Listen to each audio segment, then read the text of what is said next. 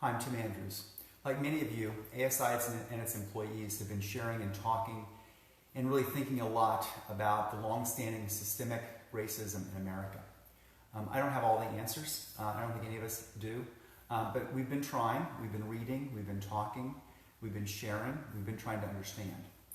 This isn't about politics, it's about the right thing to do. Here's what ASI has been doing and what we're thinking. I hope it helps you. Many of us are thinking about what's the right thing, how do I approach this, how do I get a dialogue started. We held this week the first in a series of mandatory all-company meetings headlined a discussion on racism. We had 3 African American employees. They opened up about their experiences, what it was like growing up black, what it was like having children, or what it's like having children. It really helped, I think, many of us really understand more than we knew the day before. It was everything from being followed in a dollar store or passed over in a line at a Starbucks in favor of a white customer, what it's like to be called the N-word. My colleagues also shared their fears that much of America will never really feel or understand their pain as much as we may all be trying. An employee survey immediately after said it was overwhelmingly successful. People really enjoyed hearing, as difficult as they were, all these stories. And they want to hear more and they want to understand more. So we're going to be scheduling more of these sessions over the coming weeks at ASI. As we've learned over the last 2 weeks of these historic protests, all it takes is one significant act to really snowball into real sustainable change and action.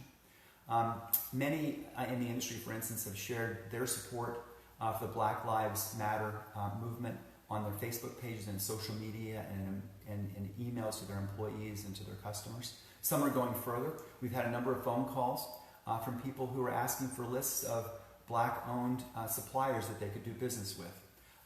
That, to me, is a great sign. And we have a list available at ASI's customer service, and you can also search an ESP with the advanced search for minority-owned businesses. In 2012, I at an ASI Power Summit challenged our industry to do better, to seek to hire minorities and people who are not like me, a privileged, white, 50-plus-year-old person. We've made some progress, I think, but not nearly enough. And so I'm going to reissue that challenge, not only for the distributors and suppliers in the industry, but also for ASI. We all need to do better. I'm an unabashed cheerleader for this industry. I love the promotional products industry, and I want everyone to flourish. The world is changing fast, and we need to understand the demographics of the United States and of the world, and we need to make sure that we're seeking to represent those demographics in our businesses.